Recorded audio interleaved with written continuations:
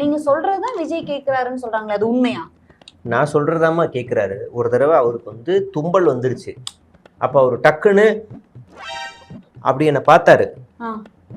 அப்படின்னு நிறுத்திட்டாரு. அடக்கி முழுங்கிட்டாரு அப்படியே. உங்கள் சத்யாவில் ஃபுல் மூன் சேல் காலை 9 மணியிலிருந்து இரவு 12 மணி வரை மே 1 ஒரு நாள் மட்டும்.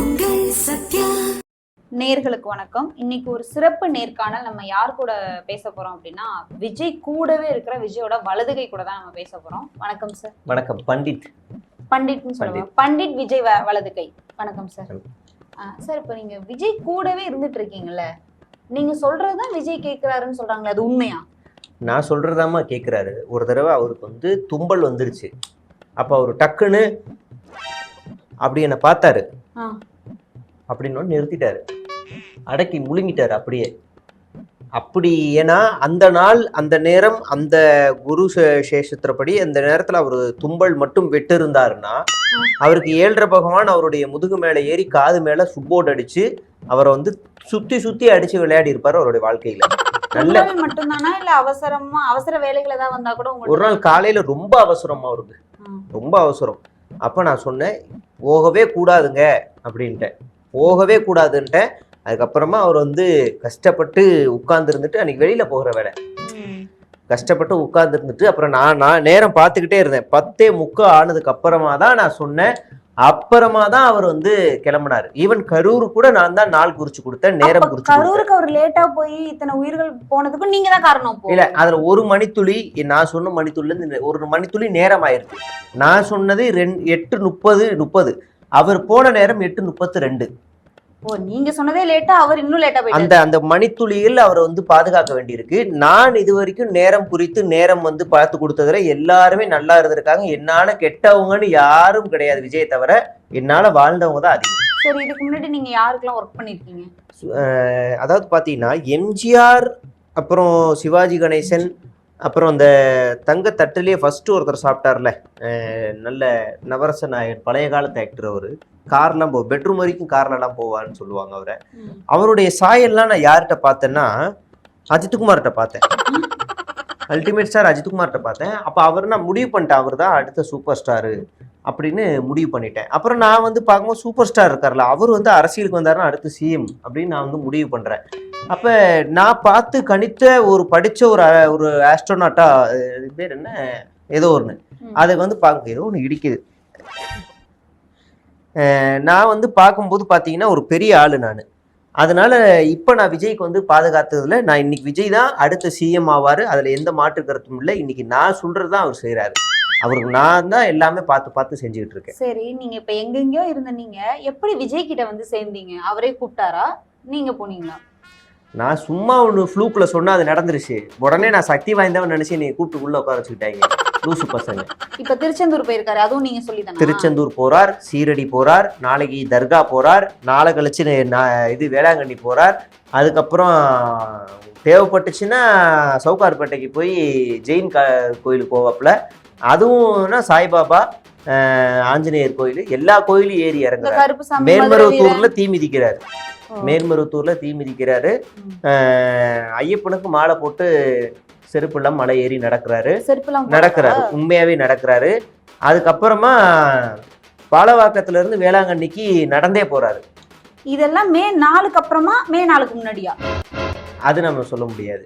இப்ப நான் ஏன் இதெல்லாம் சொன்னேன்னா, இந்த மாதிரி லோக்கலான ஒரு சாமியார்களை வந்து விஜய் பிடிச்சிருந்தாருன்னா அவருக்கு மிகப்பெரிய கஷ்டங்கள் இருக்கும். லோக்கல் சாமியார் ஜோசியரை பிடிச்சிருந்தா அவன் என்ன செஞ்சிருப்பாங்க, தீமிதி, அளவு குத்து, முதுகுல வந்து கொக்கிய மாட்டி தலைகீழா தொங்கு, இல்லைன்னா சட்டியை வந்து கொதிக்க வச்சு எடுத்துக்க, விரதம் இரு, பேசாத, தண்ணி குடிக்காத, செருப்பு இல்லாம நட, இப்படி கஷ்டமான காரியங்கள் சொல்லிருப்பாங்க.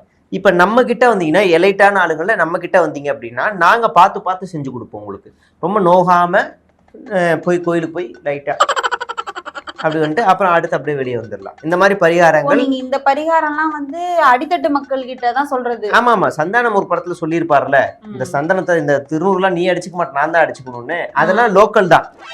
பெரிய எலைட்டு எல்லாருக்குமே நாங்க என்ன பண்ணி கொடுப்போம்னா, பெரிய இந்த மலையாள நாம்பூதிரி மாதிரியான இடங்களுக்கு அனுப்புவோம்.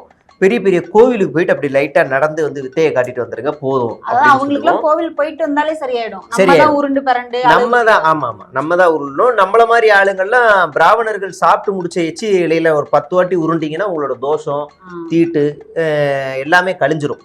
ஆனா விஜய் அப்படி உருளுவாரான்னு கேட்டா அப்ப அவர் உருள முடியாது. அவருக்கு வந்து அவ்வளவு பெரிய இது இல்லை. அவருக்கு நார்மலா அவர் அந்த நடந்து போனா போதும். நடந்து போனாலே எல்லா பிரச்சனைகளும் தீந்துரும்.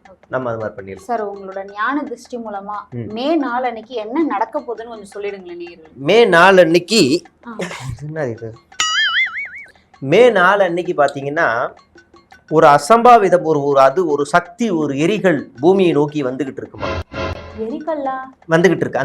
அந்த எரிகள்ல இருந்து வரக்கூடிய ஒரு சக்தி ஒரு மனிதனை தேர்வு செய்யுது. அந்த மனிதன் சாதாரண ஒரு மனிதனாக இருக்க மாட்டான். இல்ல, அந்த சக்தி படைத்த ஒரு மனிதனாக மாறுவான்.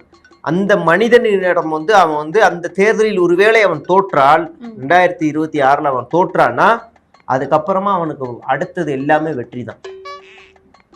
எப்படி சார் எலெக்ஷன்ல தோத்துட்டா அப்புறம் எப்படி அப்படி சொன்னாதாம என்ன கூட வச்சுப்பாங்க, இல்லைன்னா அடிச்சு விரட்டிடுவாங்க. டுபாகூர் சாமியார்னு அடிச்சு விரட்டிடுவாங்க. அதனால 2026 யார் தோற்கிறார்களோ அவர்களுக்கு எதிர்காலம் பிரகாசமா இருக்கு. அவர்களை எந்த சக்தியாலும் அழிக்க முடியாது. குசி கிசி எதுவா இருந்தாலும் சில்பான்னு யார் வந்தாலும் சரி, அவர் தாமா அடுத்து. அவர் வச்ச ஆட்டுல இன்னைக்கு எல்லா தலையும் ஆட போகுது. அப்படி வந்து பண்ண போறாரு. அப்படி வந்து நான் வந்து அவருக்கு வந்து கட்டங்களை சரி பண்ணி கொடுத்துருக்கேன். கட்டம் வந்து கோணையா இருந்துச்சு அவருக்கு. நான் தான் என்ன பண்ணேன், அப்படி நிமித்தி இப்படி அழிச்சு கரெக்டா பண்ணி மாத்தி கொடுத்துருக்கேன். அவர் குடும்ப உறுப்பினர்கள்ல யாராவது ஒருத்தரை கோயிலுக்கு வேற ஒரு முருகன் கோயிலுக்கு அனுப்பணும்னு சொன்னேன். அவர் அனுப்பியிருக்காருன்னு நினைக்கிறேன். அனுப்பியிருக்காரு. சரி, இவங்களுக்கு ஓகே. இவங்களையே நம்பிட்டு இருக்காங்களே ராஜ்மோகன், லலமணி, பர்வேஷ், ரமேஷ், இவங்க நிலைமை என்ன ஆகுது? அவங்க எல்லாம் அந்த சென்ட்ரல் பிரிட்ஜ் ஏறி இறங்கினா பாடிகார்டு முனீஸ்வரன் ஒரு கோவில் இருக்கும். அங்க போயிட்டு நீங்க எல்லாரும் என்ன பண்ணுங்கன்னா அந்த கோவிலுக்கு பக்கத்துல ஒரு சுடுகாடு இருக்கும். சுடுகாட்டுக்கு போய் படுத்துக்கங்க. சும்மா ஒரு தியானத்துக்காக சொல்றேன், நீங்க தப்பா எடுத்துக்கூடாது. அந்த சுடுகாடுல போய் படுத்துக்கங்க. தேவைப்பட்டுச்சுன்னா பக்கத்துல ரயில்வே ட்ராக் இருக்கு, அங்க போய் படுக்க கூடாது. ட்ரெயின் வரும், தப்பான முடிவு அது. அப்படி படுக்க கூடாது. ட்ரெயின் வரும், அந்த ட்ரெயின்ல ஏறி வீடு போய் சேர்ந்து பொழப்ப பாருங்க. அப்படி நாங்க வந்து நல்ல வழிகளை அவங்களுக்கு சொல்லி கொடுப்போம். அப்படியே உங்களுக்கு ஏதாவது பிரச்சனை இருந்துச்சுன்னா அந்த சுடுகாடுல இருந்து அப்படியே ரிவர்ஸ் அப்படியே பாடிகார்டு முனீஸ்வரன் ரிவர்ஸ் வந்தீங்கன்னா கொஞ்சம் தூரம் இப்படி நடந்து போனீங்கன்னா எம்எல்ஏ ஹாஸ்டல் இருக்கும். ஏதாவது ஒரு கட்சி எம்எல்ஏ பார்த்து காலில் விழுந்து வேற ஏதாவது கட்சிக்கு போயிருங்க. இங்க இருக்கிறது உங்களுக்கு நல்லது இல்லை, கேவலமானு நினைச்சிருவாங்க. தயவு செய்து தப்பிச்சு ஓடி போயிருங்க. ஏன்னா அவங்களுடைய கட்டம் அந்த மாதிரி சொல்லுது. நான் என்னைக்குமே பொய் சொல்ல மாட்டேன், உண்மையை பேசக்கூடிய ஆளு. ஓகே சார், ஃபைனலா ஒரு கேள்வி, எத்தனை சீட்டு விஜய் ஜெயிப்பாரு? அநேகமா அவர் வந்து ஜெயிக்கக்கூடிய சீட்டுகள் எண்ணிக்கைன்னு பார்த்தா சென்னையில மொத்தமா வாஷ் அவுட்னா இவர் தோத்துடுறாரு, எல்லாத்துலேயுமே தோத்துடுறாரு. சென்னை முழுக்க சென்னை காலி. குறிப்பா வேலூர், திருவள்ளூர், காஞ்சிபுரம், செங்கல்பட்டு, அரக்கோணம், இங்க எல்லா இடங்கள்லயுமே முடிஞ்சிருச்சு. பெரம்பூர்ல கூட இல்ல முடிஞ்சு செத்துட்டாரு, காலி, எல்லாமே காலி முடிஞ்சு.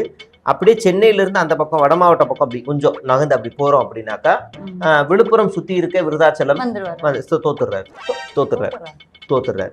அப்படியே சேலம் பிடிச்சி நாமக்கல், ஈரோடு, கோயம்புத்தூர், கரூர், ராசிபுரத்துலதான் அவர் இருக்காரு. எல்லாம் அப்படிலாம் பார்த்தா அந்த இடத்துல வர்றது வாய்ப்பு இருக்கா அப்படின்னு பார்த்தா அங்கேயும் தோத்துடுறாரு.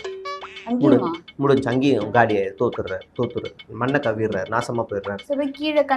அப்படியே கன்னியாகுமரி போற முன்னாடி திருச்சி, தென் மாவட்டங்கள் மதுரை, சிவகாசி, விருதுநகர், தென்காசி, திருநெல்வேலி இப்படி எல்லாம் வந்தீங்கன்னா அங்க ஓரளவுக்கு நல்ல வலுவான ஒரு தோல்வி இருக்கு. அங்க நல்ல வலுவான தோல்வி அவருக்காக காத்துக்கிட்டு இருக்கு. அங்க மோசமா மண்ணை கவுறாரு, அதுல பிரச்சனை எதுவும் இல்லை.